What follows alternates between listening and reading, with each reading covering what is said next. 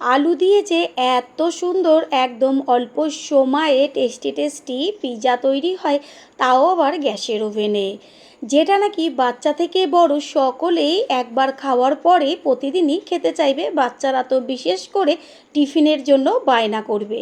নমস্কার বন্ধুরা, শ্বশুর বৌমা রান্নাঘর অ্যান্ড ব্লগ চ্যানেলে সকলকে স্বাগত। পিসগুলো দেখা মাত্রই জিভের থেকে জল পড়ে যাবে। তাহলে কি করে তৈরি করব সেটাই দেখে নেওয়া যাক। প্রথমে নিয়েছি এইখানে বড় সাইজের দুটো আলু। আলুগুলোর খোসাটা ছাড়িয়ে নিয়েছি। এবার আলুগুলোকে কিভাবে কাটবো সেটাই শেয়ার করব। ছুরি দিয়ে আলুটাকে এক হাত দিয়ে ধরে তারপর বেশ গোল গোল করে একটু মোটা মোটা করে কেটে নেব। দুটো আলুই ঠিক এইভাবেই কেটে নিয়ে ফিরে আসছি। এই রেসিপিতে আমি দুটো ডিম ব্যবহার করব, সেই কারণে দুটো ডিম একটা আলাদা পাত্রের মধ্যে ভেঙে নেব।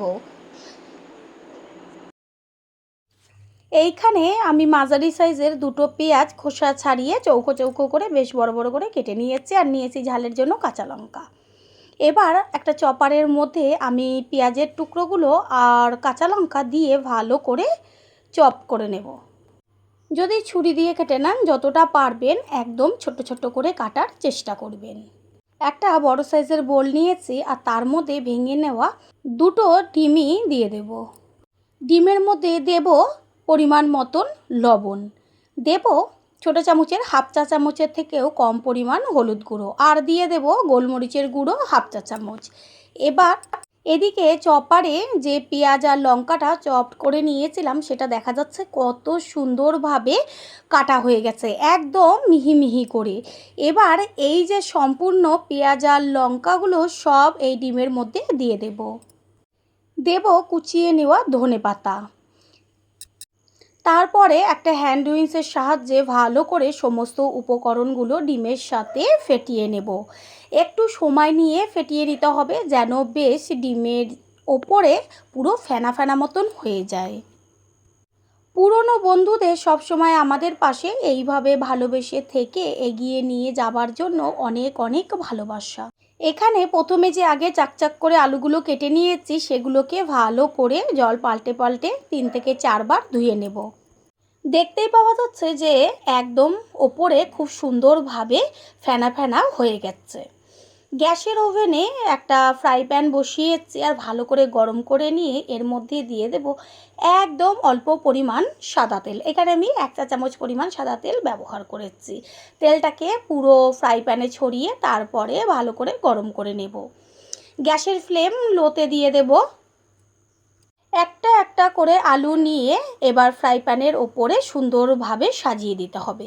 যতটা পারবেন চেষ্টা করবেন যে ছোট ফ্রাই প্যান ব্যবহার করার, তাহলে কি হবে রেসিপিটা খুব সুন্দরভাবে হবে।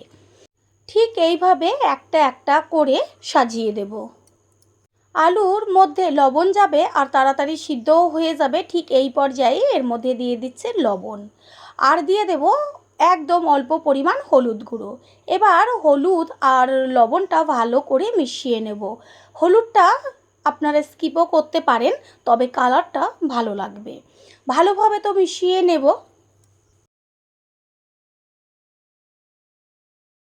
তাড়াতাড়ি সিদ্ধ হয়ে যাবার জন্য একটা ঢাকনা দিয়ে আটকে দেব। আর আলু তো ভাজা হতে বেশি সময় লাগে না। গ্যাসের ফ্লেম লোতে আছে যেহেতু তেল একদম অল্প ব্যবহার করেছি। এবার খুন্তি দিয়ে একটা একটা করে আলুগুলোকে উল্টে দেব। নিচের পিঠের কালারটা কত সুন্দর এসছে। ওপরের পিঠটা এবার হবে, আর একটুখানির জন্য আমি একটা ঢাকনা চাপা দিয়ে দেব। 3 থেকে 4 মিনিট পরে ঢাকনাটাকে সরিয়ে দিয়ে আমি দেখিয়ে দেব যে আলুর দুই পিঠই কত সুন্দরভাবে ভাজা হয়েছে, আর ভাজাতেই সমস্ত আলুই সিদ্ধ হয়ে গেছে। একটা খুন্তি দিয়ে চেক করে নিচ্ছি।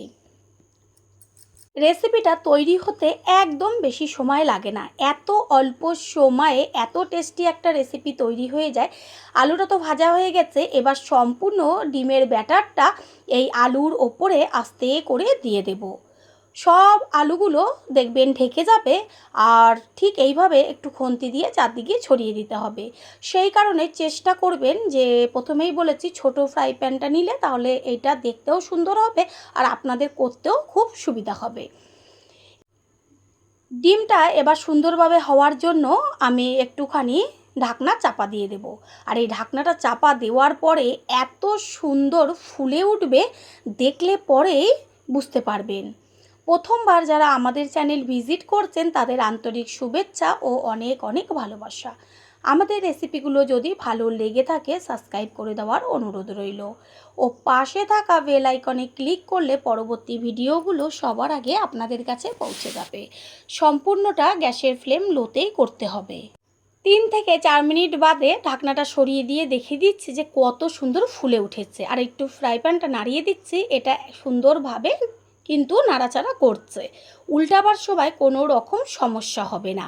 নিচের পিঠটা খুব সুন্দরভাবে ভাজা হয়ে গেছে। এবার ফ্রাই প্যানের থেকে একটা পাত্রে উল্টোভাবে রেখে দেব।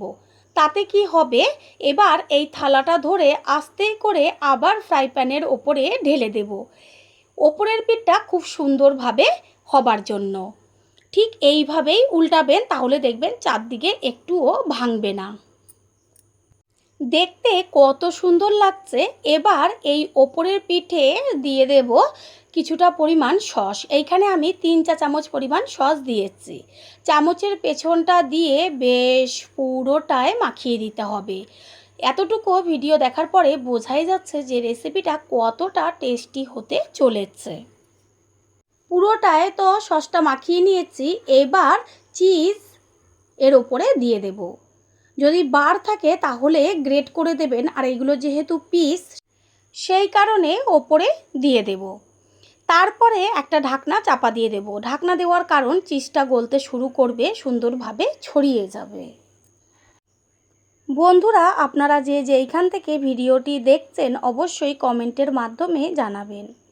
আপনাদের ধন্যবাদ জানাতে পারলে সত্যিই আমরা ভীষণ ভীষণ আনন্দিত হব।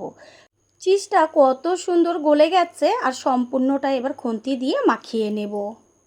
তৈরি হয়ে গেল আজকের রেসিপি। গ্যাস অফ করে দিয়েছি, এবার একটা পাত্রে ঢেলে নেব। আমি বারবার রিকোয়েস্ট করব একবারের জন্য হলেও তৈরি করবেন, তারপর খেয়ে এসে কমেন্ট করে জানিয়ে যাবেন যে কতটা টেস্টি হয়েছিল। এটা তো গরম, ঠান্ডা হওয়ার পরে আমি হাতে তুলে দেখিয়ে দেব। ঠান্ডা হয়ে গেছে, হাতে তুলে দেখিয়ে দিচ্ছি যে কত সুন্দর হয়েছে। এবার একটা ছুরির সাহায্যে কেটে নেব। তৈরি হয়ে গেল আজকের রেসিপি। আশা করি রেসিপিটি ভালো লাগলো, আর যদি ভালো লেগে থাকে একটা লাইক, কমেন্ট, পারলে একটা শেয়ার করে অবশ্যই জানাবেন।